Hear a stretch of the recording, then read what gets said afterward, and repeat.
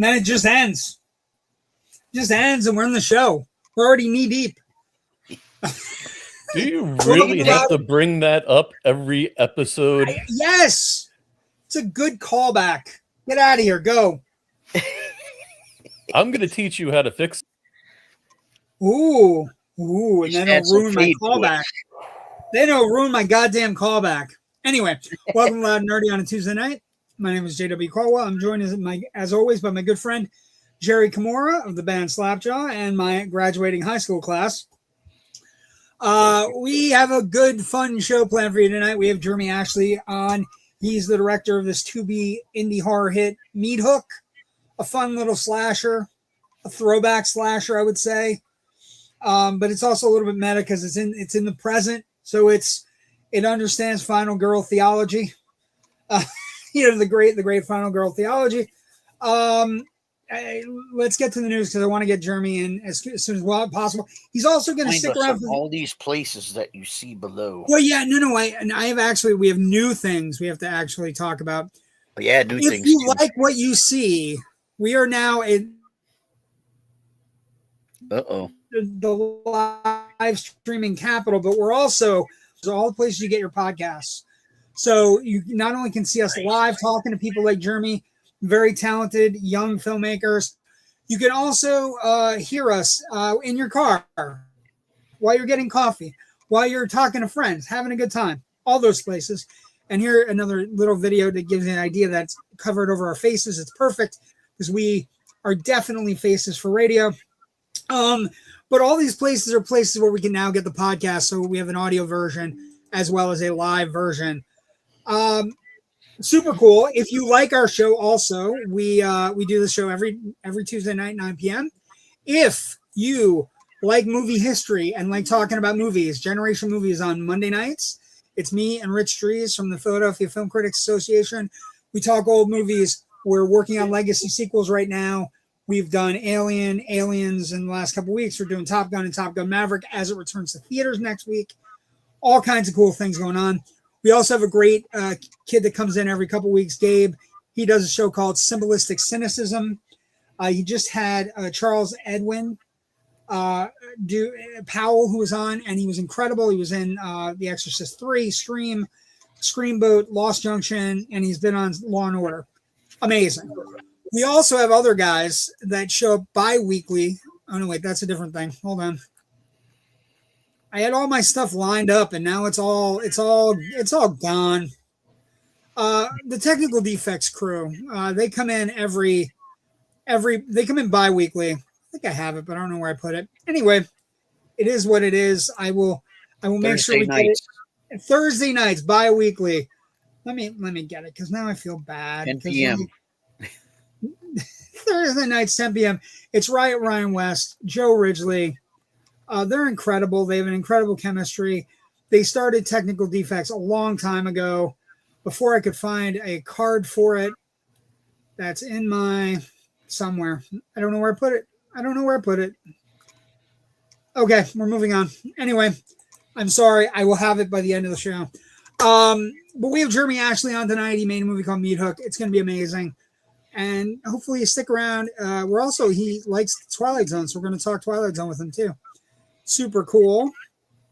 Here we go. First comment, Ken McCurdy. Good evening, friends. Thank you, Canuck Ken. Good to see you. I hope you're feeling okay. Stay out of trouble, you. Cindy Kamora, thank you so much. We appreciate you coming every week. It is Jerry's mom, but it is okay.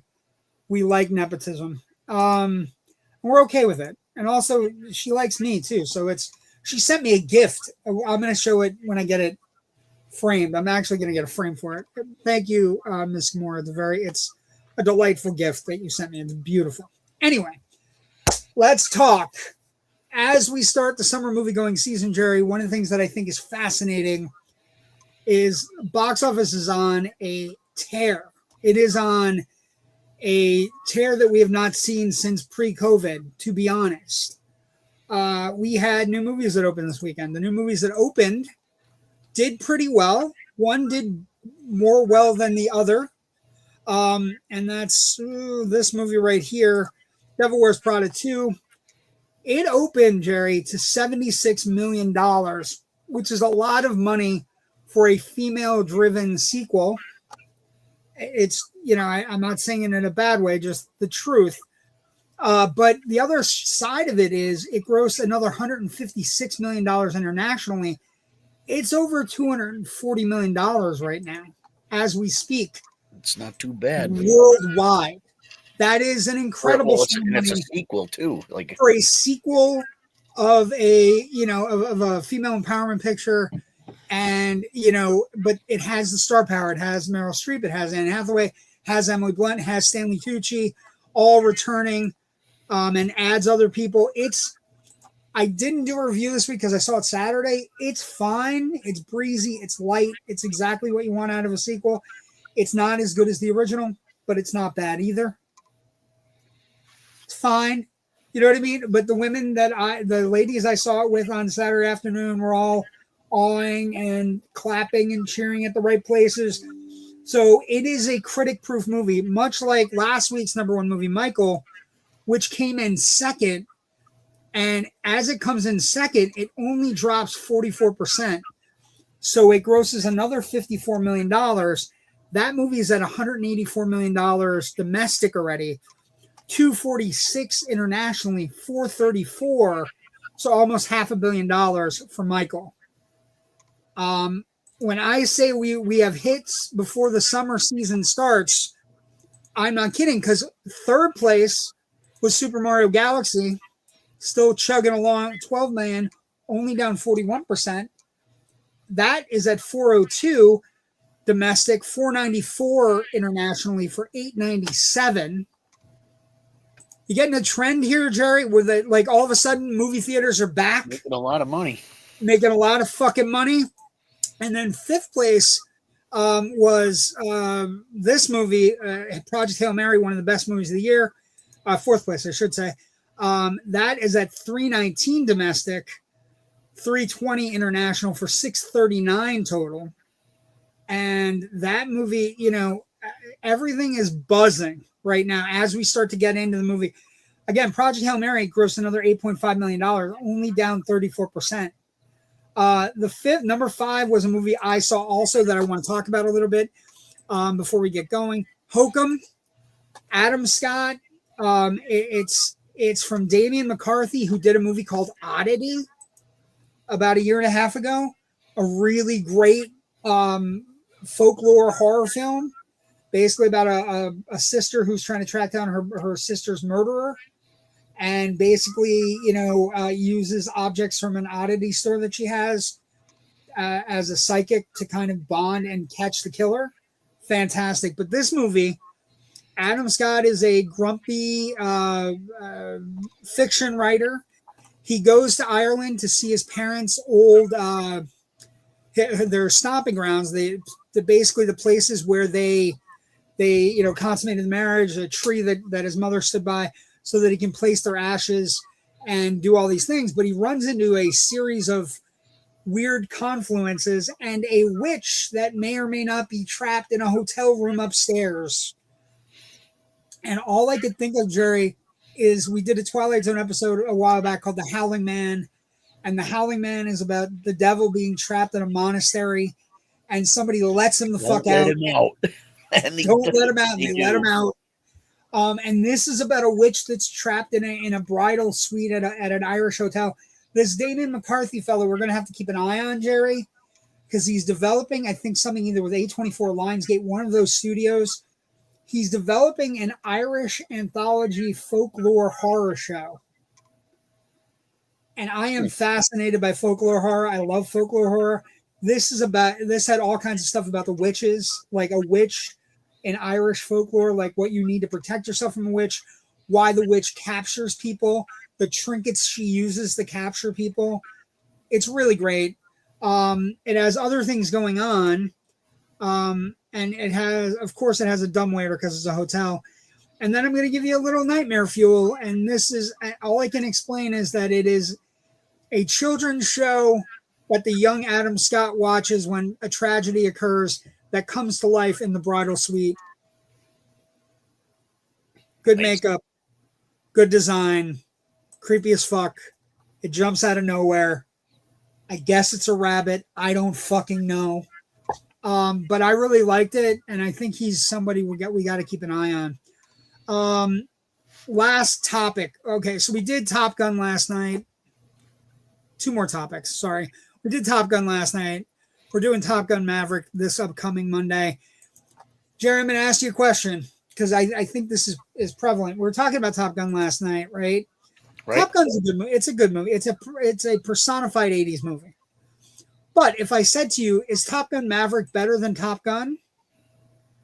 I think if anybody ever asks you the question, give me a sequel that's better than the original, I think this is the answer. Just because it's an easy answer, because you can get into fights about other things. If somebody goes, I like Aliens better than I like Alien, you can get no fight about it. Top Gun is thin. Top Gun Maverick isn't. You know what I mean? Like, it's a really good sequel that saved movie theaters. So, yeah, if you have and it ties together the relationships and everything too, right? Yeah, and so it has that element about the original it. Top Gun is paper thin. It's in the rewatch yesterday, Jerry.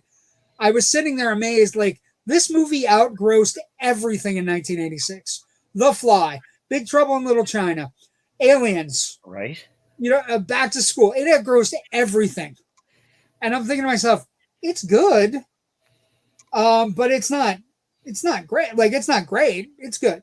Anyway, I think Maverick's great, but the other fun fact from last night that has to be talked about, Top Gun started on something like 1,600 screens, and six months later, when it left theaters, the last day it was in theaters, it was also on 1,600 screens.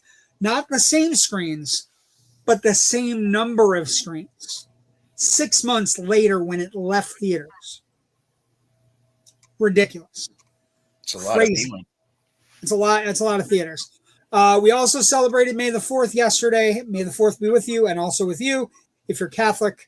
Cool. Mandalorian and Grogu is coming. I got my Mandalorian Grogu shirt going. This just shows that I was on board early, just so we're clear. But one of the things that came up yesterday that I was really interested in, there was a big Star Wars fan thing on Variety. Fans streamed the franchise, Star Wars franchise, 33 billion minutes in 2025. So when people say Star Wars is dead, I just want to put it into perspective. It's 550 million hours of Star Wars content across linear TV and streaming like Disney Plus in 2025. 550 billion minutes. Million hours. 550 million hours. That's incredible. And then I was intrigued, like the shows that like the top 10 streaming shows last May the 4th were Andor, Star Wars A New Hope, Phantom Menace, which was celebrating its anniversary, Empire Strikes Back was 4th, Revenge of the Sith was 5th, Attack of the Clones 6th, Jedi 7th, Rogue One 8th, and then a couple of shows, The Clone Wars and Tales of the Underworld were in the top 10. But for everybody who says Star Wars is dead, it's not dead. It's just that we have very vocal critics within the franchise that are angry all the time. Well, so, right. Lighten the fuck up.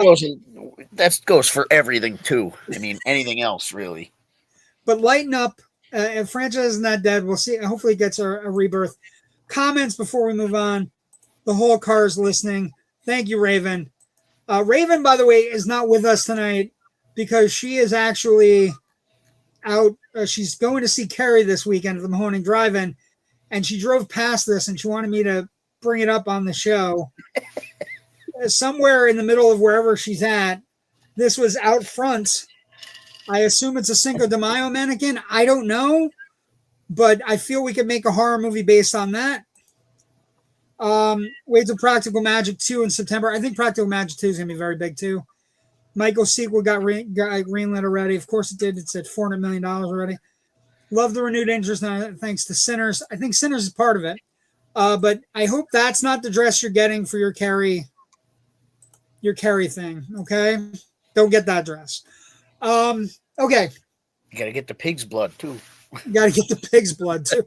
Well, yeah, you can do the blood, right? That would work. Okay, so I'm super excited. We actually have a really cool guest tonight. I have a picture of him before we start. Jermey Ashley. He's a really talented young filmmaker. I don't know how young he is, but he's young to us, so we're gonna say he's young. He's also got this incredible Cutting Floor Films. I keep on screwing up the name. I keep on saying Cutting Room Floor instead of Cutting Floor Films, but I got it right this time. I'm happy about that. He has a great movie on Tubi that we're going to talk about tonight a little bit, Meathook. The poster's awesome. It's a fun slasher. I like slashers, Jerry. I'm kind of a connoisseur of slasher films. I take them in all shapes and sizes. I don't care what they do as long as they establish the prerequisite rules I have in my head. Just kidding.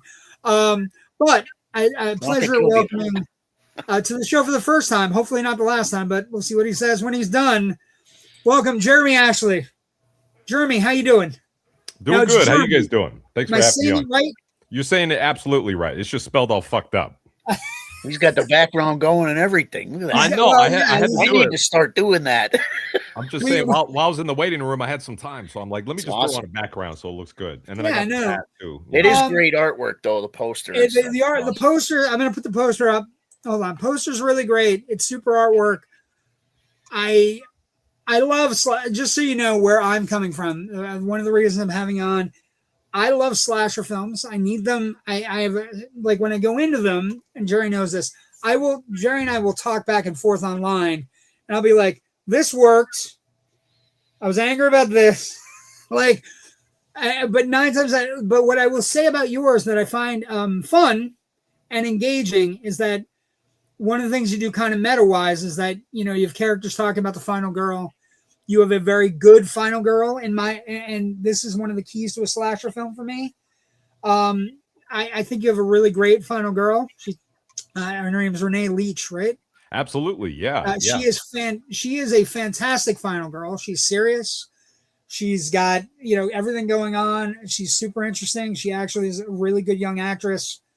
I had absolutely zero issues with her. I love it. And you guys talk about the final girl. So what was your idea going in? Because it's so meta. Were you worried about the meta of it? Or were you like, we're just going to go with it and run with it? That's a great question. Well, much like yourself, I'm kind of a connoisseur of slasher films as well. I grew up watching them, fell in love with them, still a huge fan of them. And I knew I wanted to create something that was a little bit different from the traditional slasher film. And one of the things I wanted to explore was, usually at the end of a slasher film, you got the final girl, she survives. And either in the next movie, she's killed off right at the beginning, or we start off with a whole new cast of characters. First, like Alice in Friday the 13th Part 2. The list goes on. First one that hit my brain. At the house, not at Camp Crystal Lake, at her house, taken out. Anyway, yeah. How the hell he got to that house in that neighborhood is a whole another story in and of itself. But I knew I wanted to because of the walking around in the beginning. I know he's just willy-nilly just walking through this residential neighborhood. There's a little girl outside doing hopscotch or some shit. That's always one of my favorite things about a Friday the 13th movie, though. One of the things you have to get around is that all of us walking into a room and across the room is a 6 foot tall giant wearing a hockey mask. Not noticing him is very, very cognizant. It is something where I'm like, okay, I guess.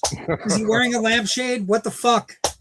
Alice was tired. She just got up from a nap. She was a little out of it. She wasn't really paying attention to her surroundings. So I chalk it up to that. But But so trauma. The idea of a final girl trauma and the idea that horror films don't always treat our final girls Nice. Yeah, they don't treat them nice, or you don't really continue the story, or you don't really pay them the proper respects by kind of checking in on them later on and seeing, how the events of all this happened, how it affected them and their psyche, and their ability to operate in the world. So I knew that was one aspect that I wanted to explore, was how that kind of character is able to deal with that loss after that traumatic event, and how they're able to pick up the pieces of their life and kind of continue on. And then what happens when that kind of same situation pops up again and they're having to confront the evil once more. So that was one of the real kind of main themes that I wanted to explore in this film. Well, and then you have the awkwardness too of the friend group. Exactly, not really They're understanding kind where of she's like coming weird, from, but trying and not to. all you her have the roommates nice and stuff. friend, Yeah. and you have the friend that's like, oh, come on, just get over it. Yeah. Right. Like, what? Like, grow up. Like, what's happening? And the other friend's like, I don't know. She's, we're hitting weed outside every night. Like, you need to relax. Exactly. Yeah. So one of the things that I think is essential. How did you come up with the look for your guy? Your guy has he's got a meat hook, obviously, because the name of the movie is Meathook. Gotta have a hook. But how did you come up with the look for your guy with regards to the bones? And what was the basis for the bone mask that he wears? That's a great question, actually. So we had to have some sort of I mask do this for- on a regular basis, Jeremy. I could tell you're prepped. You know what you're doing. So I knew that I wanted him to have some sort of mask. I mean, obviously, all the great slasher killers, Jason, Leatherface, Freddy to a degree, they all got some sort of mask that they have. So we wanted to have something, but it couldn't just be just some willy-nilly random ass mask that we just cobbled together. So it had to do something with his backstory. So since our killer's backstory is he was a veterinarian and he took care of animals, and now ever since this whole traumatic backstory happened to him, he's kind of trapped in these woods, and he hangs out there, and that's kind of his hunting ground. So the way that the mask was conceived is the fact that since he's out here and he's surviving off the woods and the animals, there's going to be all these bones around that he has left over from making food, and he cobbles it together in his own little mask made of all these different animal bones, birds, all these different rib cages, things like that. And one of the biggest inspirations for the look of it was a lot of artwork by H.G. Geiger, who is the artist behind the alien design. This very otherworldly, almost sci-fi like kind of look to it that I wanted to have. So that's kind of one of the biggest inspirations that we had. And then we had a really awesome artist who was able to come up with a bunch of different sketches for different masks. We finally honed in on one, and that was the one that we ended up creating. We got a couple different versions of it made. And yeah, I hope it's memorable enough that most people kind of like it. So I think it's a unique look. It's different, right? And it's like you said, it kind of ties into his backstory, which is essential for any slasher. Has to have some sort of fucked up thing that happened. Exactly. And to be quite honest with you, JW, I don't know if you noticed in the film, but it's not until like the very finale close to it when we actually show the mask in all its full glory. The rest of the film, we kind of just hint at it. We see little glimpses of it here and there. Yeah, you guys make a really interesting choice. Like for years, these actors that have been like the great slashers have been under makeup. Kane Hodder, Robert Englund, age Shatner masks.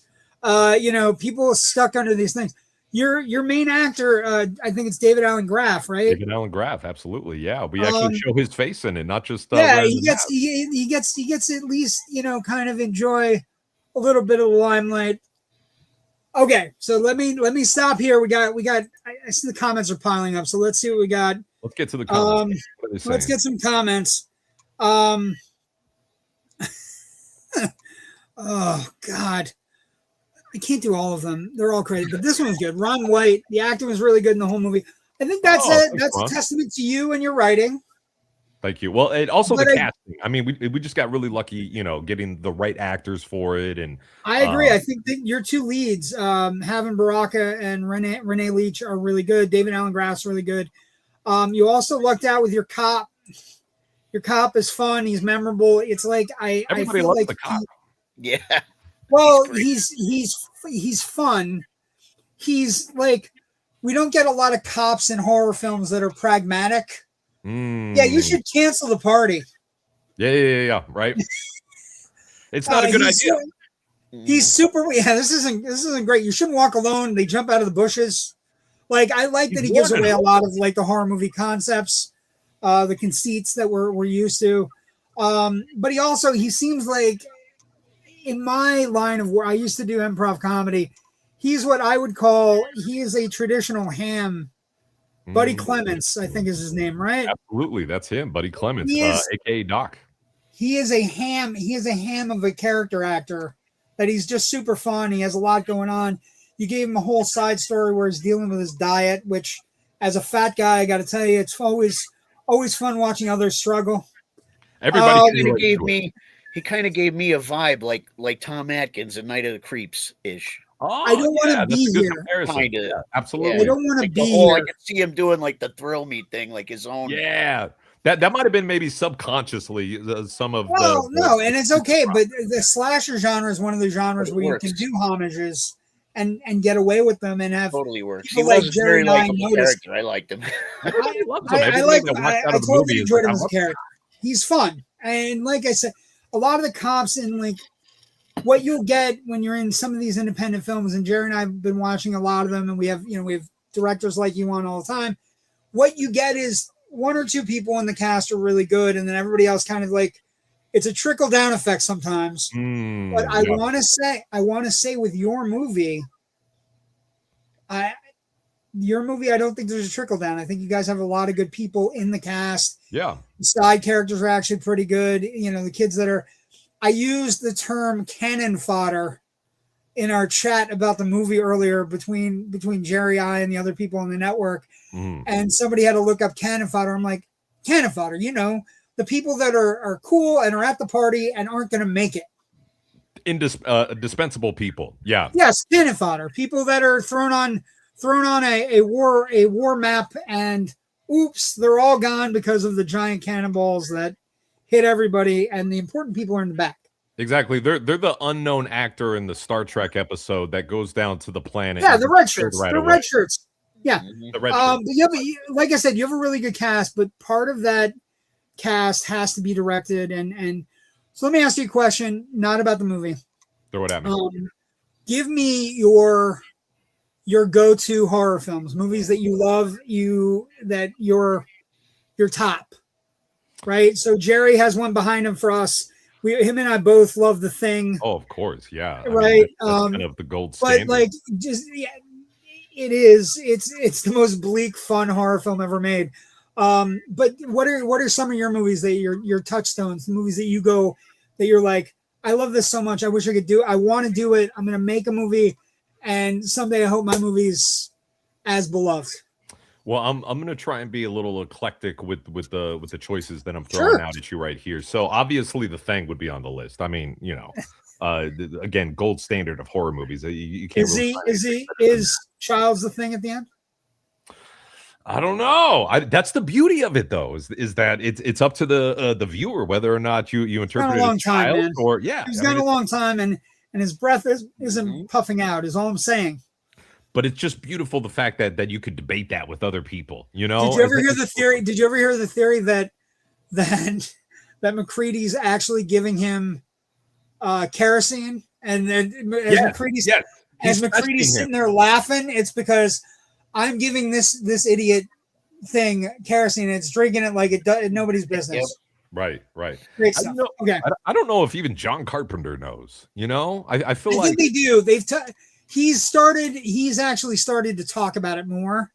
I think there are thoughts out there. If you really want to get into it, Dean Cundy has said we always viewed the end. We always knew what the end was. The director of photography has always said that the way we shot it and everything, it wasn't Charles was not a thing, but people put the way I lit him. We were lighting them because the whole camp was on fire. Of course. You know what I mean? He goes, but now everybody thinks he is, and he's like, we never lit him that way. It was. If I were them, I wouldn't say anything. Keep it going. That keeps let it people go. talking about it for eons. I hope we never get an answer to that question, Right? because I feel it's so much better if you don't, and it's just a debatable sort of thing. Well, we're in 2026 talking about it right now. Exactly. Yeah, that just it stands the test of time. And speaking of the other show I do called Generation Movie, we started in 2022 because we were celebrating 1982, the year that movie came out. Do you know that The Thing and Blade Runner opened on the same day in 1982? Imagine standing in front of the theater and be like, which one do I watch? Do I watch Blade Runner or do I watch The Thing? Well, now as I'm older, it's like sneak into the second one. Like, what are we watching first? Make it a double feature. Yeah. Yeah. What are we watching first? That's the big rule. But also, The Thing came out 2 weeks after E.T. Yep. And it which is why it bombed. Yeah. Right. Blade Runner and The Thing both bombed in 82. Like on their face, bombed. There's too many good movies coming out. You know, people weren't ready for it. Well, 82. Yeah, 82 is. So what movies you got? It's a stacked one. So obviously The Thing, and speaking of Dean Cundy, oh my God, fucking one of the best cinematographers ever. And I actually had the pleasure of running into Dean Cundy 3 times now. I feel like I run into him like once a year. First time was in cinematography class. He came and spoke to us. I got a picture with him and just nerded the fuck out. And then second time was you filmed that movie that I love. Yeah, that movie that everybody loves. And I just went to a revival screening of Escape from New York and Dark Star, I think, or something like that. Dark Star, John Carpenter's first movie. Exactly. We did that like 6 months ago on Generation Movie. Nice. And speaking of Dark Star, Dan O'Bannon, you know, one of the writers of that, kind of circling back to your question about favorite horror films, Alien, although it's kind of on the cusp of horror and sci-fi, that's kind of like one of my number 1, number 2 favorite films, period, hands down. And then other horror films that are kind of like my go-to or comfort horror films, I would say. One of them is a big inspiration for Meathook, which is Scream. Love the original Scream film. So seminal and just influential to me and all, you know, the films and stories that I like to tell. Not just Meathook, but all the kind of stories that I like to tell. Really meta, self-aware, self-referential humor is kind of like my bread and butter. So Scream, way up there. I'm gonna throw a little curveball at you guys. I'm gonna go Frankenhooker. I really love me some low budget, corny. That not too long ago. You want a date? Yeah, I love me some Frankenhooker. Yeah. Dark Knight of the Scarecrow gets knocked out with the head. Super crack, bro. Dark Knight of the Scarecrow is a great movie. Fucking fire, super fire. TV movie, but better than some of the, you know, great movies that people look up to. I saw it when it was on TV. Wow, how old I am. Night of the Scarecrow, actually. So one of the things I do every year, and Jerry knows about this, it's crazy. Every Halloween, every October, I do 31 movies I've never seen in my life, horror films I've never seen in my life. I do one a day. Wow. I do 31 new horror movies a day in the month. Respect. It's psychotic. Nobody should actually try it. It gets very trying. Also, what's really fun is that people start getting very angry when you don't put one down for the day, and you're like, I had shit to do. I'm going to do 2 tomorrow. Fuck up. Like, relax. Yeah. I got to double stack it. I got other things going on. I got some other stuff. I'm gonna punch 3 out in a second. Just bear with me.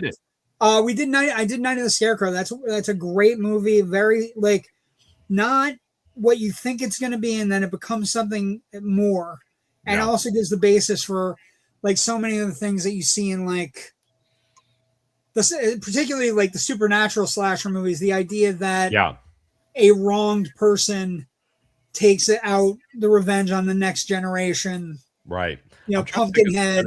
You know, Pumpkinhead. All of the things. What was that? High Plains Drifter is an example of that. Clint Eastwood. Yeah, that's a good point. Yeah, that's a good one. Amazing. But some other comments. Hold on, let's see. I love how the killer drove and traveled just to get her. That's right. Our killer knows how to drive. Yeah. Well,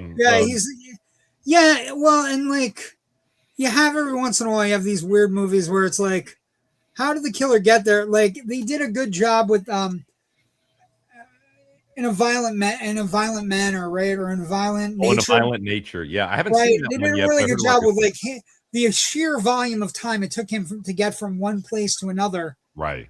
Was fun.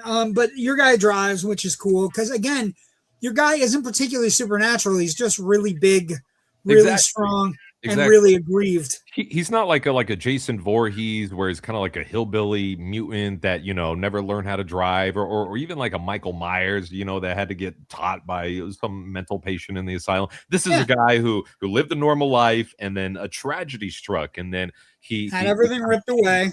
Yeah, so he remembers how to drive, and he passes by a sign that says L.A. as he's heading there. So he could follow signages and things like that. Really great. I like how I didn't think it would end the way it did. I think that's nice. Can I ask you a question? Let's talk about classic horror films with interesting endings. Your movie ends in there's a cut scene after the first run of credits. Yeah. That can only be described as Halloween 5-ish.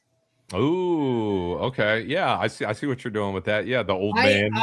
What I immediately thought of was Halloween 5. I thought about the guy with the silver tip cane. Thought about the special shoes. Thought about coming to pick up. Yeah. The animal. Like that's a good point. I never thought of it like that before. That I'm is just a lot asking. of similarities I'm with just that. asking questions. Yeah. Although that guy in Halloween 5 didn't know who Michael Myers was as he was helping him, whereas the guy at the end of our film, he knows who this guy is, but the audience doesn't know exactly what their relationship is. Or are you working on a sequel? Is that where we're headed? Honestly, when I was going into this thing, guys, I wasn't really thinking of like franchise or sequels or anything. I just wanted to make one just good movie, But since then, a lot of people have asked me, is there going to be a sequel? You have a cutscene. You have a cutscene that begs questions. It does. It opens up a lot of questions about trying to get your child's moment here. What's these relationships? Yeah. But honestly, if it ever comes down that we make a sequel, and for a long time I didn't really have an idea for one that I was in love with, but I think it was about 6 months, maybe a year ago or so that I sat down and I was like, ooh, this is a good fucking idea for a sequel. Like totally bonkers, off the wall, not what you would expect kind of sequel from anything. Really leaning into the meta aspect of the film as well. So although we raised those questions in it, the idea I have for a sequel would kind of take things in a whole different direction than what anybody would think. So, well, I just off the top, what my thought process jumped. So this is like his handler or his butler or something. Like the backstory we get, maybe he's a veterinarian, but we don't know how rich he is. But he could be super wealthy.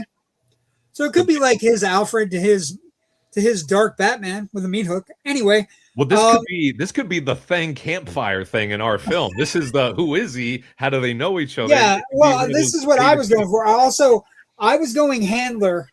Yeah, but if you want to go butler or friend, that's cool. But the idea that you could take Meathook and plot him anywhere you wanted to plop him to right wrongs. Exactly. Yeah. And he's not like a super evil, just want to kill everybody kind of killer. This guy has a specific reason why he's going after our final girl in this movie. And there's more or less a good rationale while he kills everybody else along the way. So he's not just willy-nilly. Girl in the tub deserved it. She was not nice. She was really bitchy. Yeah. Now whether or not that kill fit with him and his agenda and what he was going for is a little debatable, but she was in the way. People had. Well, what I would say to you, what's interesting about it is, and I'm going to call you out on it if it's right. Throw it at me. I think it's interesting that she basically she gets called out as a virgin, so you're murdering a virgin in your meta horror film, which is kind of fun. Yeah. So that's a great point that you brought up, JW. So obviously in these slasher films, the final girl, she's usually not promiscuous. She's not sexually active or any of that sort of stuff. So you usually expect the virgins of the film, the ones that don't drink or do drugs or have sex. Those are the people that survive. So one of the things, and obviously being a connoisseur of slasher films, much like you guys, I wanted to flip the script a little bit. So let's kill the virgin. Not only that, but nowadays, it's not nice. It's not nice. She's super not nice. Yeah. Let her go. But our final girl, I mean, we make implications that she's sexually active. So it's not like she's a virgin. And not only that, but as you mentioned earlier, her and her roommate, they go out in the backyard and they smoke pot and stuff like that. So, we have a final girl. You're breaking all kinds of rules. I'm all for it. I am picking up what you're laying down. I'm like I said, I don't have just everybody. We don't have just anybody on. Jerry and I watch these things. We like these things. We want to celebrate people that are smart and on the same vibe as us, and so it's important. Go ahead. Speaking of breaking the rules, even the tub scene itself, that whole scene is a rule break. Yeah, explain to me what happened. So without giving too much away for the audience members listening, just have to watch explain the film in general. We have a very interesting fourth wall break scene that happens in the film that might take some people out and some people might appreciate. And honestly, that was a real contentious scene in the film, even during the script process. And even after we filmed it, I showed a cut of that scene with the fourth wall and without to a whole bunch of people to get feedback to find out, should we keep it or should we not? Half the people love it, half the people hate it. And honestly, at the end of the day, I will say it took me out. It took me out for a moment because for most of the movie, you guys are very serious. I had to rewind it. It's like, did I just see what I saw? Double take, yeah. Well, it was the talk in the chat today. I was like, about the 110 mark, a weird thing happens, and they're like, "What do you mean weird?" I'm like, "Weird for any just weird, just it." And I go, it took me out for a second, but I didn't like. I liked the movie enough to be like. So maybe maybe he's just having a bad day. And I understand that definitely, that contentious is the way he said it. Yeah, not in a bad way. I will say I do think it does take you out of it, only because up until that point, you guys have been so diligent and serious. We keep the tone pretty serious throughout. Now we do kind of have some little jokes that we throw in every now and again. We do have a couple characters looking at the camera, but that is kind of a big jump, that we ask people to do. And honestly, when we cut the scene together without the fourth wall break scene, it worked fantastic. But at the end of the day, when I watched it, I said, well, this is just like any traditional slasher film. The guy comes, he kills the girl, leaves, blah, blah, blah. I said, I want to do something different. I don't want to just show people the same shit that they've seen time and time again. Even if it doesn't work, let's fucking try it. And I also viewed it as maybe a test. Like you will know exactly who has watched the movie because they will tell you at the 110 mark. I'm just I like the movie, but what the hell was up with that? What the hell happened? Not that. It's not that. It has nothing. It's not a judgment. It's like I love your explanation of it. But what I would say is, it is a very good test for you to be like, you can go to a friend and be like, you watch the movie? Everything smooth sailing all the way through? No? That was great. Yep. And you will know, you'll know who is lying to you about watching your movie. That's the thing people will bring up. They'll bring up the fourth wall break scene, and then they'll also mention the cop character. They'll say, hey, I love the cop character. By the way, what the fuck was up with that fourth wall break scene in the bathroom? And then I have one other one for you. Takes place in the present, correct? Yeah. Okay.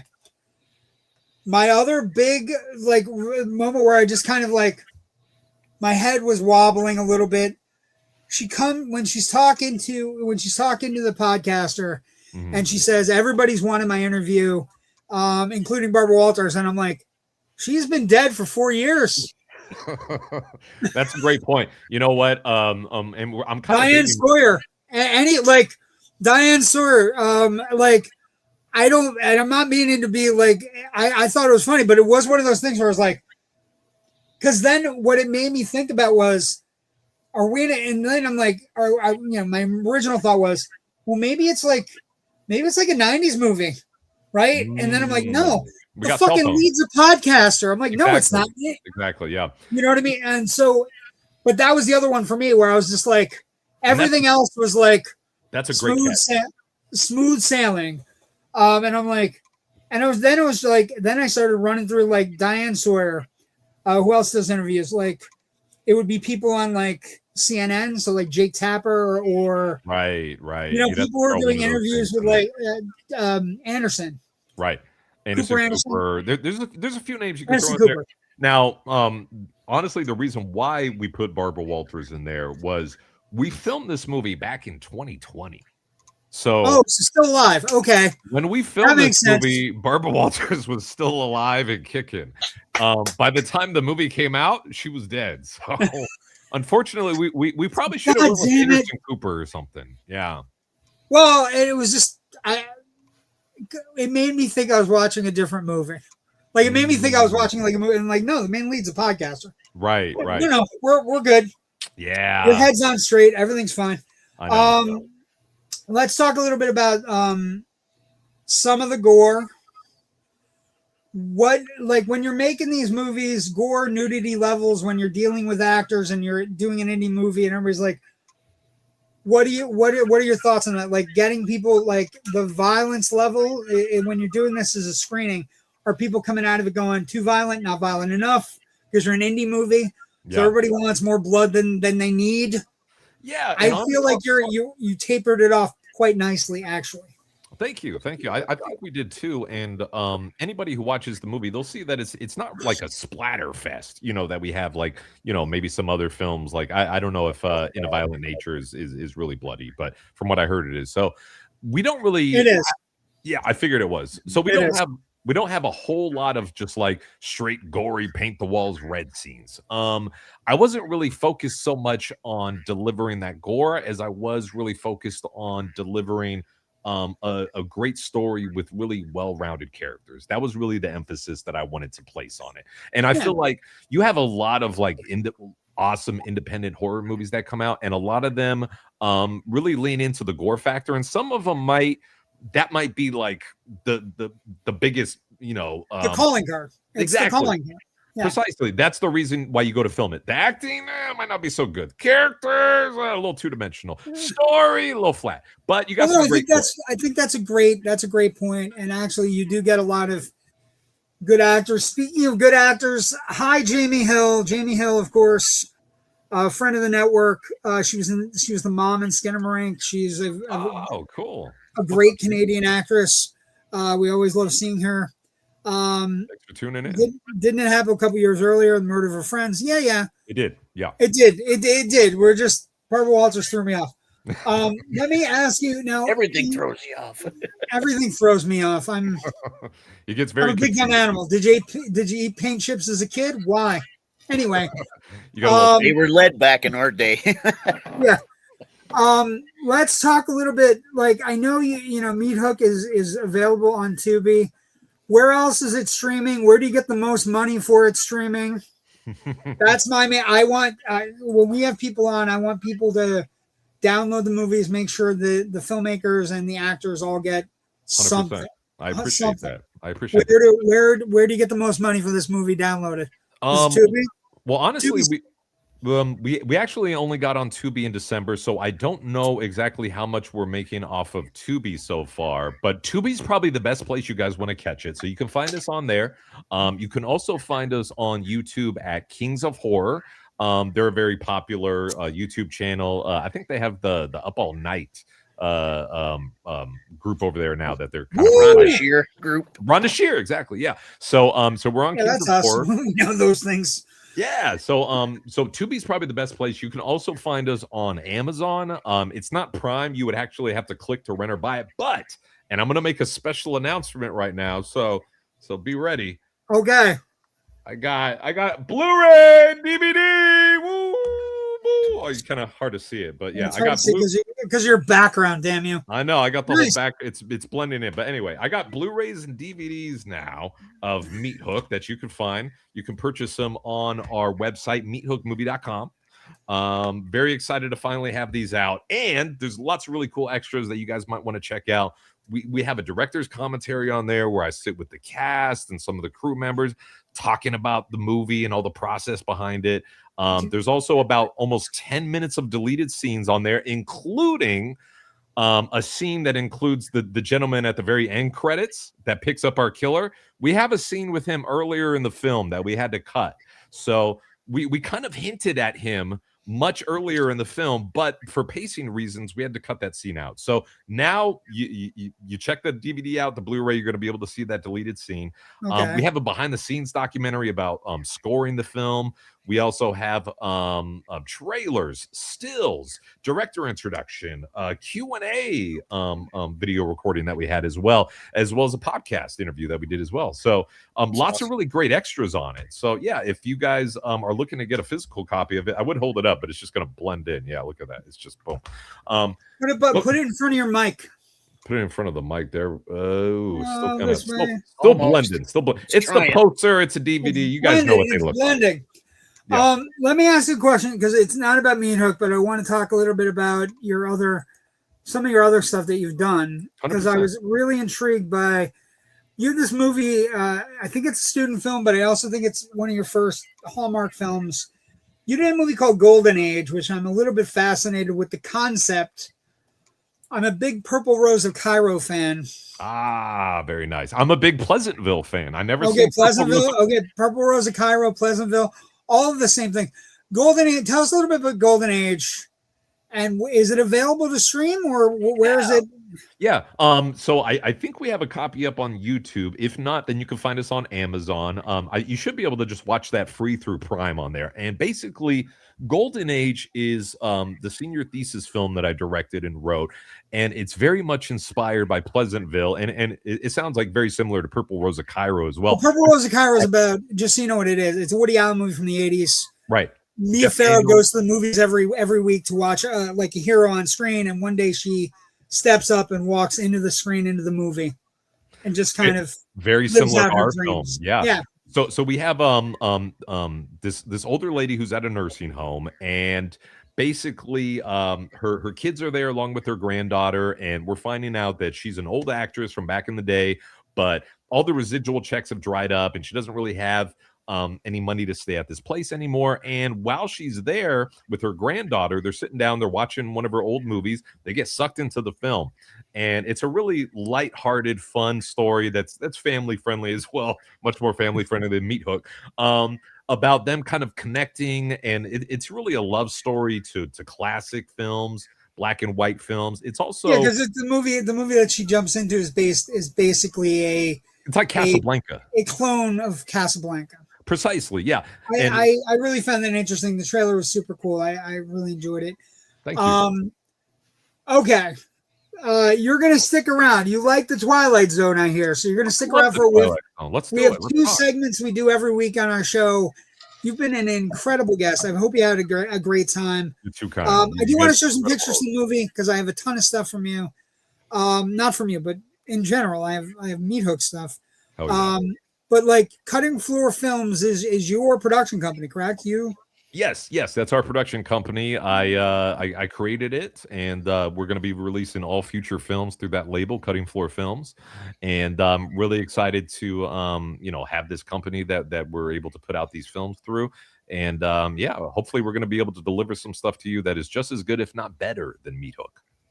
You know what? I think it's a pretty good calling card, first step movie for you. This is one I wanted to talk about this really quick. You have a shot in the movie that's really fascinating. She's kind of vibing out, and she's having like a moment. Right. And you cross-reference the Meathook with a hanger. Yeah. That's mildly terrifying, which is kind of fun. Really nice shot. I appreciated it. Thank you. But like I said, I thought your actors were actually good, and that's usually, to me, when I'm watching the actors, if they're having a good time, if they're actually like coming across, I give a lot of credit to the script and the director. Yeah. Right? Well, I mean, honestly, like they said, I think, getting great performances really comes down to the casting process. As long as you get the right people that know what they're doing, and you're able to communicate well with and give directions to, and they're able to, interpret those directions and deliver what you need. I think that's what it really comes down to. So I wish I could be like, I gave all these great notes and directions during the time. I just casted the right people who knew what the fuck they were doing and kind of let them do their thing. And you're like, yeah, do that. That sounds great. You exactly. Run with that. Precisely, yeah. So I'm very proud of the cast that we have for this film. All awesome, fantastic people. And Havan Baraka, by the way, who's the second lead in the film, he has starred in a lot of awesome big television shows such as Abbott Elementary, the Equalizer TV show, Station 19. He's also a very accomplished screenwriter in his own right. This guy, you guys need to get Havan on the show because he is the biggest horror movie fan that I know. This guy, if you mention any scene or character or whatever from a movie, he'll be able to tell you the first and last name of that character. And you look him up with us. We'll have him on. Whatever he wants to talk about, we'll talk about. Let's do it. We're a good launching point podcast. We're growing. I'll start pulling betas and VHSs out. Let's go. I'll get my VCR. Laser discs too. Okay, I do want to run the trailer. I got my 8-track. We're going to run the trailer before we go on to our other stuff. Let's do it. Forgot to run it earlier. That's on me. No worries. And the Grand Poobah has called me out. But here's the trailer for Meathook, directed by Jermey Ashley. Again, on Tubi, on Prime. If you go to like the special spots on Prime. Yes. But check it out. Let's check out the trailer. Here we go. It's almost spring break, and you've been isolated in this room all semester long. It's just been hard letting myself get really close to anybody right now. And why do you think that is? Jordan, whatever's happened to you in the past can no longer hurt you. It is the age-old story. Girl goes into the woods in the middle of nowhere. Girl's friends get killed by a meat-hook-wielding maniac. Some have said they've seen him stalking in the woods. Mask made of animal bones. Great. Just a couple more. No, the meat hook man is after me. What do I do? Yeah, that's not morbid at all. I'm live streaming. So that couple that was murdered, really think it was the same guy? The couple we found does seem to be mutilated in the same fashion. Jordan, Chill. trust me, we have to go. We'll be safe. Trust me.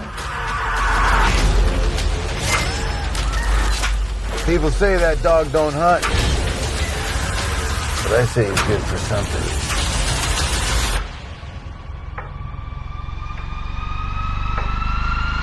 What kind of animal would do something like that?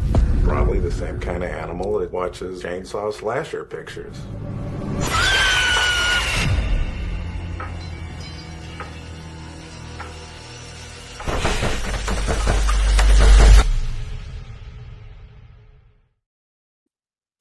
A fantastic look to the camera with all those degenerates that like chainsaw slasher pictures. That's us, baby. You already know who it is. That is us.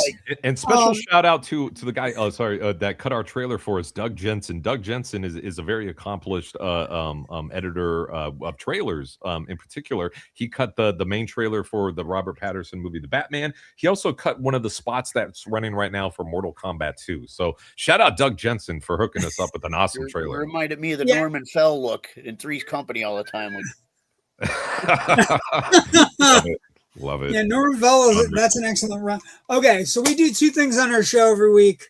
You're going to stick around for both of them. We're going to do Jerry's first. Jerry has an incredible basement. His wife has allowed him this basement to fester. Things spring out of the basement every week. I don't know what it's going to be this week, but it came from Jerry's basement is what we're going to do first. Jerry, what's coming out of your basement? What treasures? Just so we're clear, Jeremy, you haven't been here every week. About a month ago, he pulled out one of the old Godzilla toys.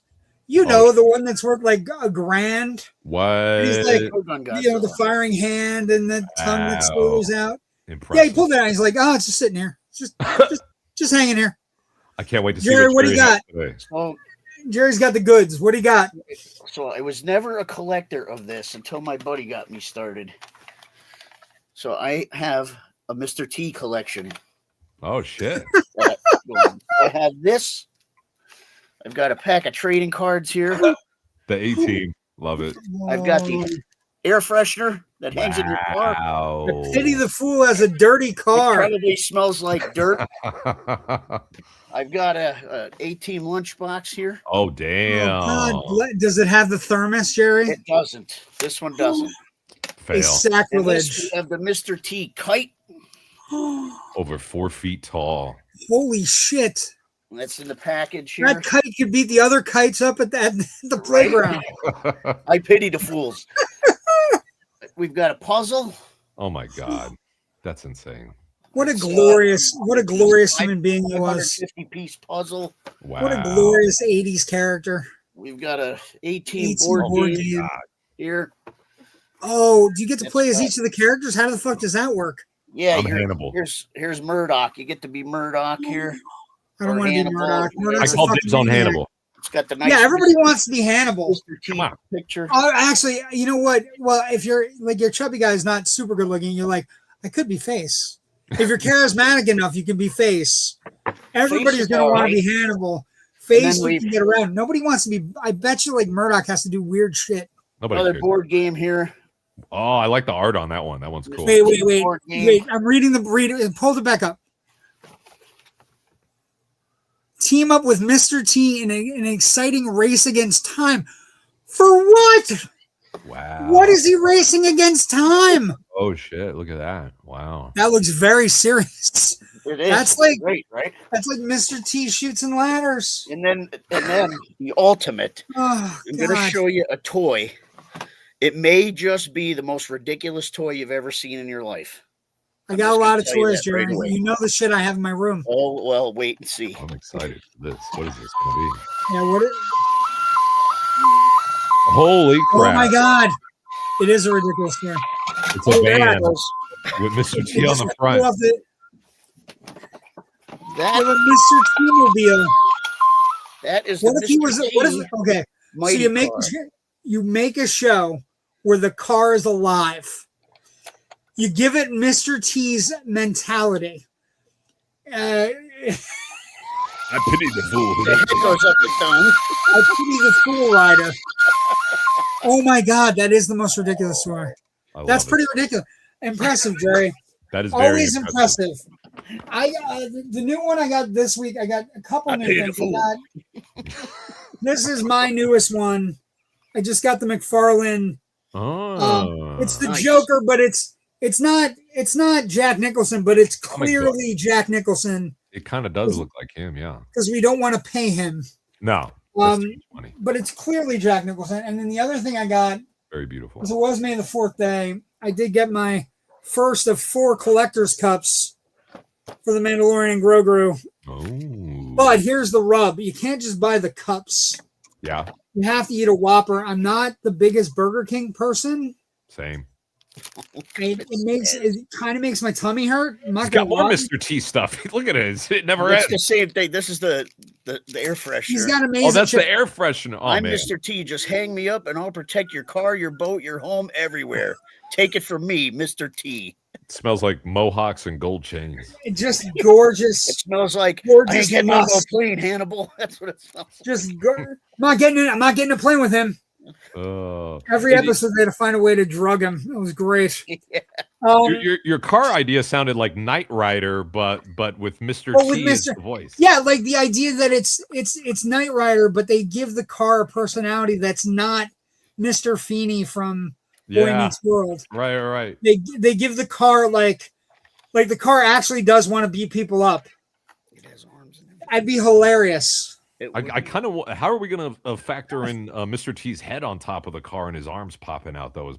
Okay, so he only comes out it's like a mechanical version, and he can pick up the bad guys and hold them for the cops. Or it could be three batteries. Holy shit. It could be almost like a almost like another situation with him in the car, like maybe it's like a RoboCop.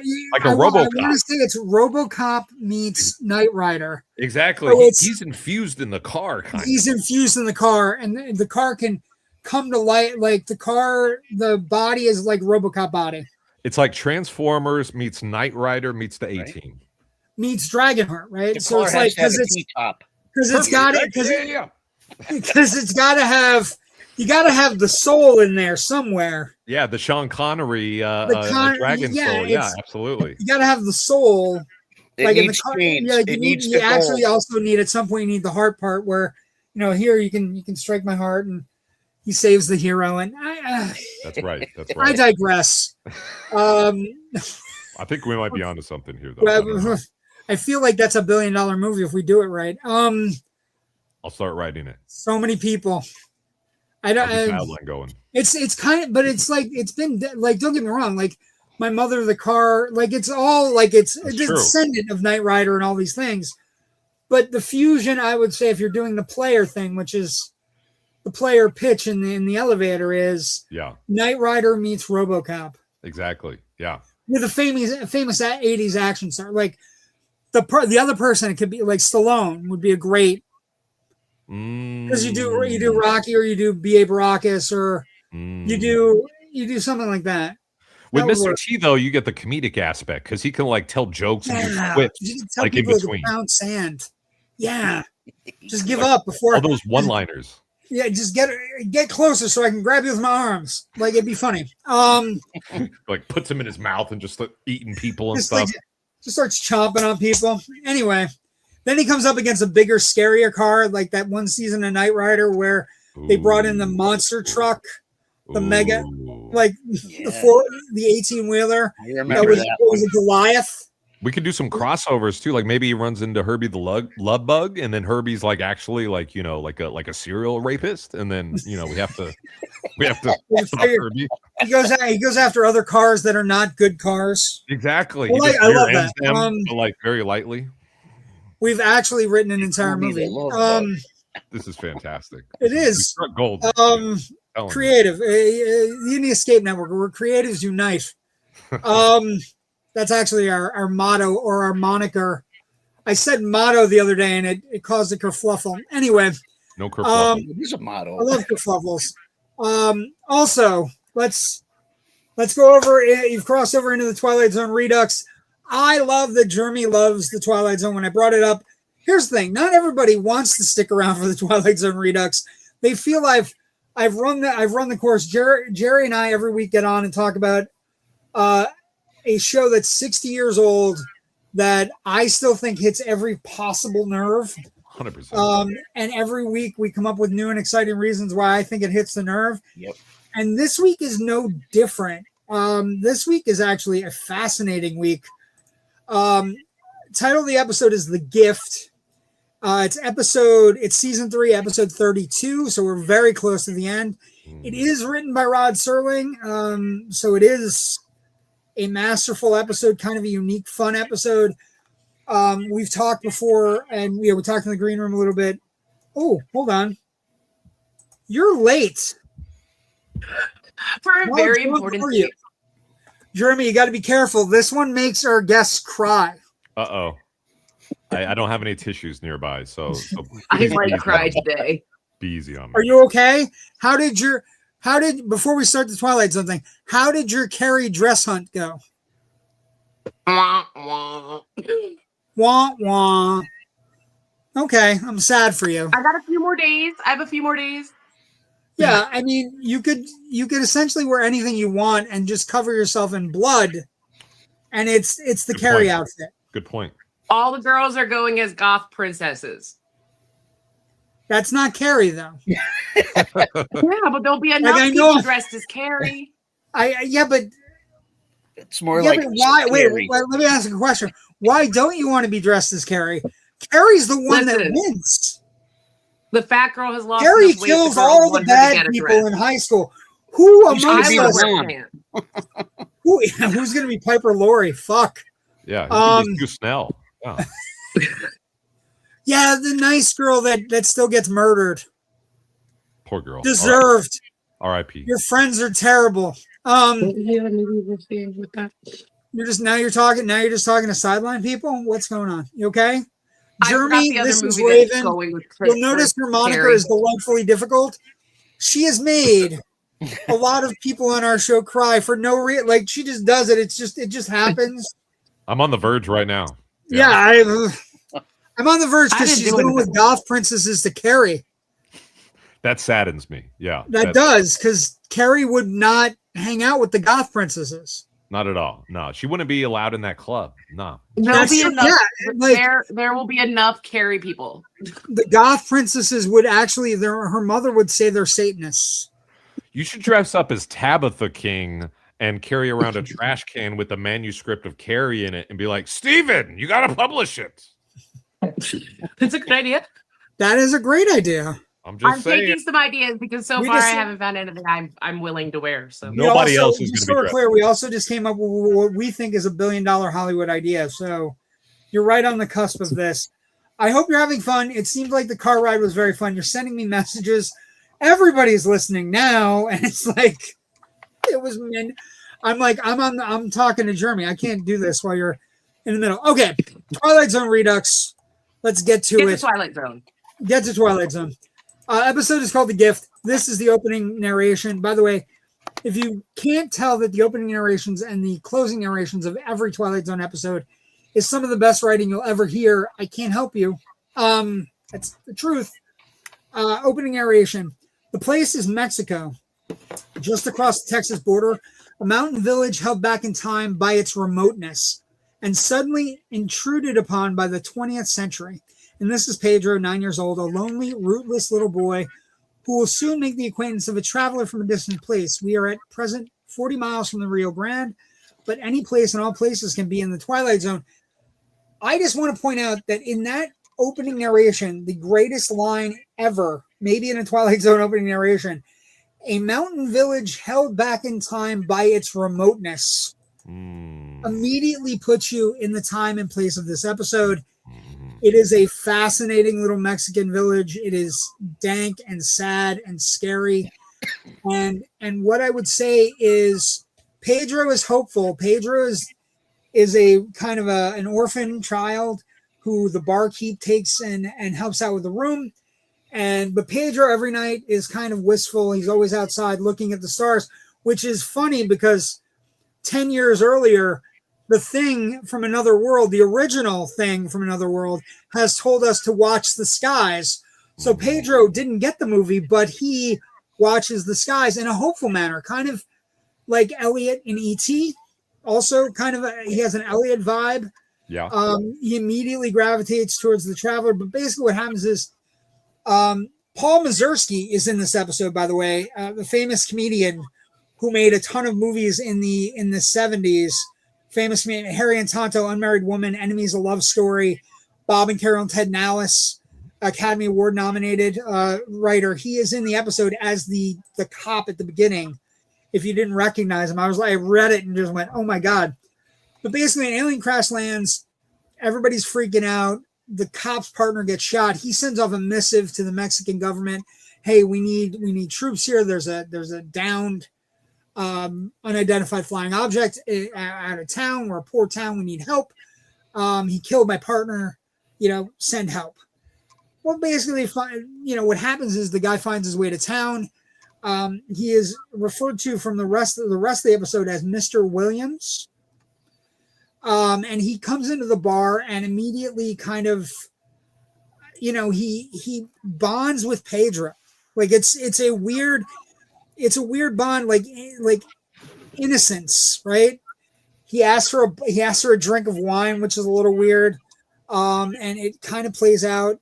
And as it's going along, Pedro and him, he basically says, look inside my poncho. I have a gift for you.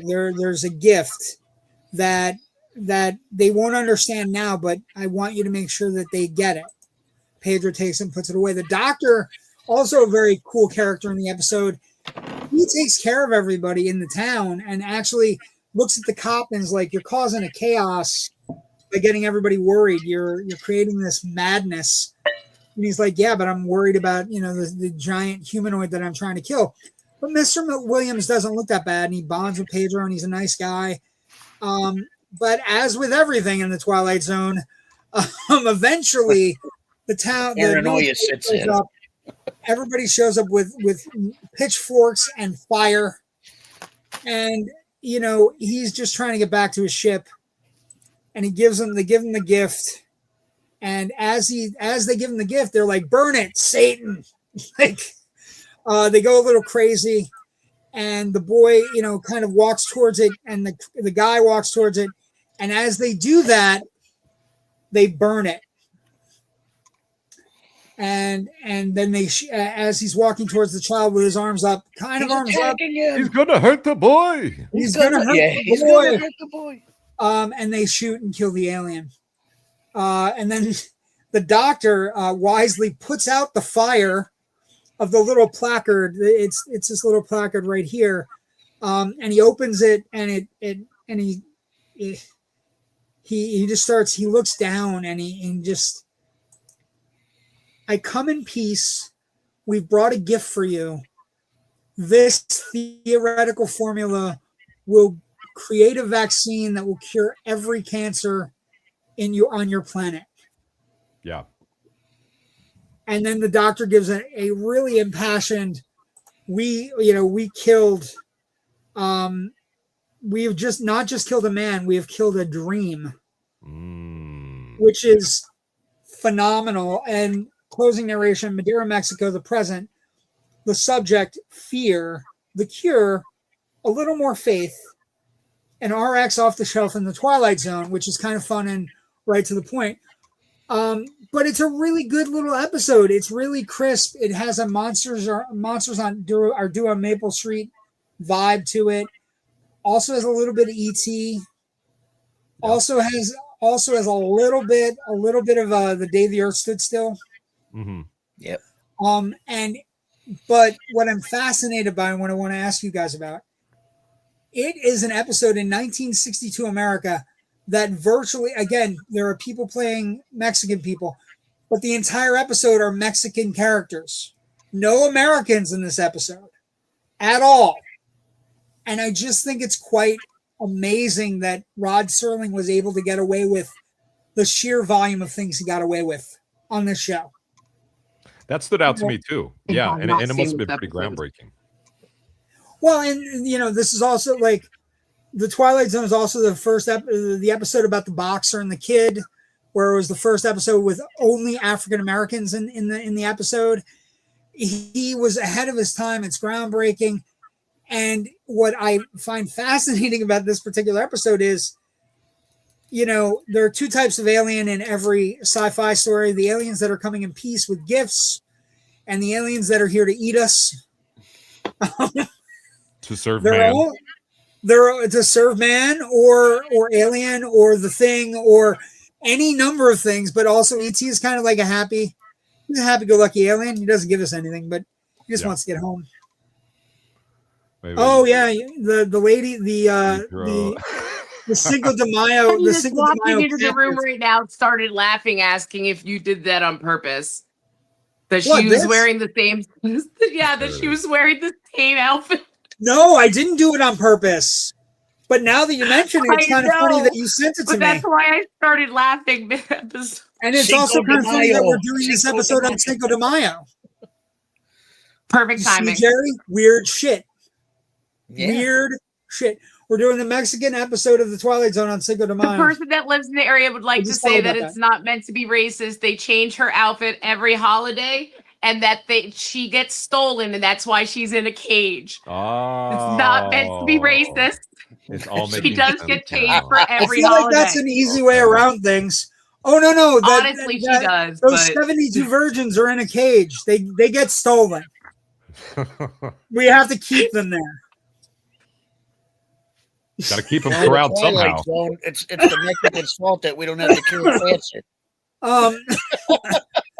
Also, just so we're clear, if you watch the Twilight Zone on Paramount Plus, you get the amazing ability to watch Serling come up. Like they do a thing at the end of every episode. It's like, and now a message from Mr. Serling. Yeah, that's neat.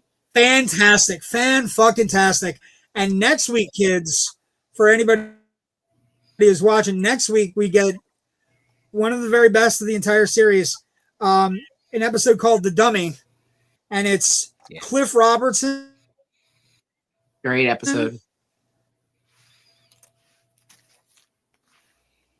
Cliff Robertson. It is a fantastic episode. It's a story that's next week. The Dummy. Amazing.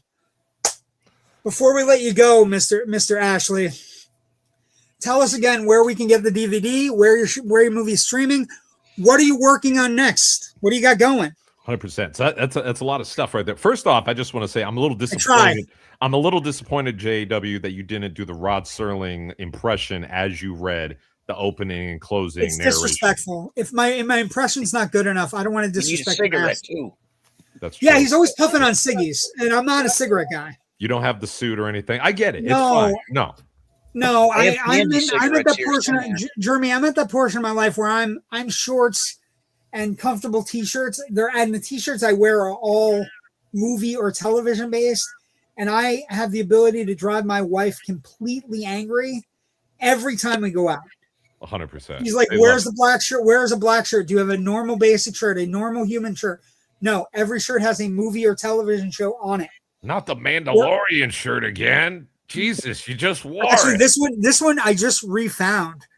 It's been last night I was wearing my Empire Strikes Back shirt. She was hiding it from you. Wifey. Yeah, she hides shit. That is great if there was a movie called Normal She Shirt. threw away, just so we're clear, Jeremy, she did throw away a pair of Jordans. Oh no. Yeah. Divorce time. Yeah. It was when we moved, she threw away a pair of Jordans, and I said, "Where are they?" And she goes, "They got thrown away in the move." I'm like, No, where are they?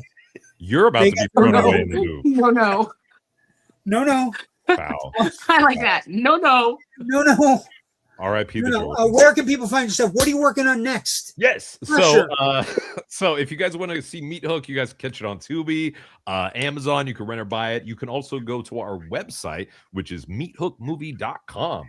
And you could find our DVD and Blu-ray, which you can't see on screen because, but they're there. That's your background. Lots of great extras on there and stuff too. So yeah, definitely support our film by buying the Blu-ray, DVD, watching us, streaming us, all that good stuff. Next thing that I am doing, I'm producing a short film for a good friend. I'm also in post-production on a short film, which is going to be part of an anthology of short films, each one directed by a different filmmaker, all about cursed objects. So in post-production on that right now, I am about halfway through writing next feature script, which is a vampire story. This one I am looking to sell to get some money for the next one, which I'm going to write, which is actually an Amityville movie. Yeah, it's an Amityville movie, but it's fun and it makes fun of all these horrible Amityville movies. And it if you thought Meathook was meta and self-referential, hold on to your bootstraps because give us a taste. What's your cursed object? So the cursed object in our film is a army man. It's a little green army man that you guys are used to seeing, that we all grown up with. And the theme of our short film has to do with war and how it infects people. So we shot it on the beach over in Malibu. It's a fantastic looking short film. I'm really proud to be putting that out along with the anthology. The anthology is going to be called The Bad Things Place, and that should be coming out later this year, if not early next year. So very much looking forward to that. And then, I got the vampire film, which I'm working on writing. That one's called Night Shift. And then the Amityville movie, which is called Another Amityville? ? Exclamation point. It's going to be so fun. And it's I like that. A riot. It's going to be great. So yeah, it's the Amityville movie to end all Amityville movies. And I'm not a big Amityville movie fan, to be quite honest with you, but I think somebody's got to put this baby to bed. So. I'm always every time I think about an Amityville movie, and Jerry, I know we've talked about this, but I've never discussed it with Jeremy. I always think of the Eddie Murphy sketch. Eddie Murphy had a sketch in either Raw or Delirious, yes, where he says, I'm just concerned about all these dumb white people in these movies. He goes, if it were an African-American family walking into a haunted house, it's like, honey, the kids are playing outside. Everything's great. Beautiful house. Get out of the house. It's too bad we can't stay. We're gone. We're out of it. Pack your things, kids. We're Get gone. your shit and go. Jeremy, it has been a pleasure to meet you tonight and have you on the show. Jerry, Raven, I didn't I cry hope we yet. get to see you again. I'm holding my next time. back until the end. Yes, maybe next time. We'll make you cry next time. I love talking Twilight Zone. Can't we cry for the sad lady that's stuck in a cage? No. Yeah. with release her, please. Modelo? Is it Modelo? I like the fish there too. On the side. Well, I guess during the holidays she's like in the Shark Tank or something. So there's like I'm not gonna lie. I didn't notice. Oh, yes. She's It's weird to jab the shark in the mouth. That's what it is with the Modelo. Anyway, broken Modelo bottle. Jerry, what do you got coming up with Slapjaw? We have a show May 30th at Union Vapors in Dixon City, and then July 11th at the V Spot in Scranton. Okay, so I'm Raven. You got anything going on? What's the next? You going to see Carrie this weekend, the Mahoning? I'm going to see Carrie and Hello Mary Lou on Saturday night at the Mahoning. Night too. No, Mary Lou. Hello Mary Lou, prom night too. Hello Mary Lou. I've actually never seen it, so this one is a new one for me. Just so we're clear, you're saying it. I keep on saying it to you. I'm correct. Prom night 2, Hello Mary Lou. Hello Mary Lou. I've never seen it. It's the one that I get to go to and see a new one. So I'm very jealous. I wish we had drive-ins like that here in Los Angeles. Well, the Mahoning in California. The Mahoning is great. In Pennsylvania, there's a drive-in. You can look it up called the Mahoning I've seen the ads for it. I'm fucking jealous. Incredible. And then we have the Circle too up here. We have the Circle Drive-in in Scranton, where those guys, they're close to those guys. Super. I'm at an epicenter. I have like 3 drive-ins directly within like that are 20-mile radius drive-ins from me. I guess I can't complain. We have a lot of really good revival movie houses, like stuff on film, like Tubi. We have lots of like cool Q&As. So you also get the TCM. You get TCM out there too. You get the TCM Fest. If you really like, we get the TCM Fest, but more importantly, we get the Beyond Fest, which is where they show the really good stuff. And we actually got Bleak Week coming up at the American Cinematheque, and they're going to have Q&As with Denis Villeneuve, Robert England, Werner Herzog. Yeah, you got good stuff. We have people dressing up like goths going to see Carrie.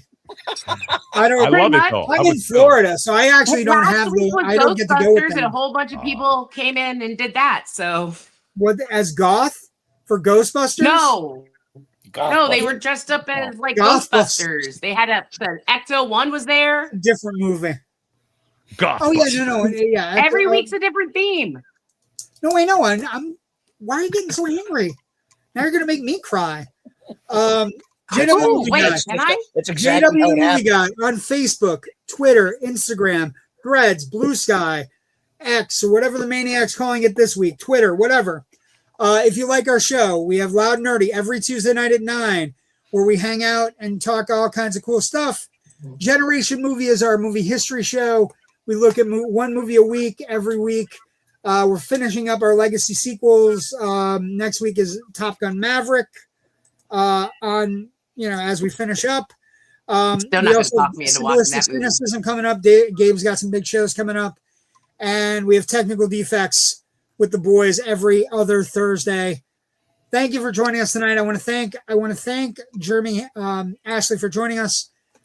Quite a pleasure, my man. Thank you. We're gonna leave. Don't leave. We'll talk after we get done. Thank you for joining us tonight. Forgot 2 movies coming out. Not that anybody needs any help getting to the movies this weekend. Coming up. Where are they at? I think this is an underrated movie. This movie's gonna be fun. Sheep Detectives, Hugh Jackman. A lot of good voices. Shouldn't be bad. Babe, it shouldn't be bad. It's a lot of people solving mysteries. And then the other big movie of the weekend is Mortal Kombat 2. Yeah. I don't miss time Carl Urban is on screen doing anything. I don't miss Carl Urban. That's my Friday night. There you go. So it should be fun. Thank you for joining us tonight, Jermey. Thank you so much. Been a pleasure. Go watch Meathook. Catch it on Tubi, wherever you can find it. Buy some DVDs. Have a great night. See everybody next week. Enjoy Remaining Pages. Buy as many as you can.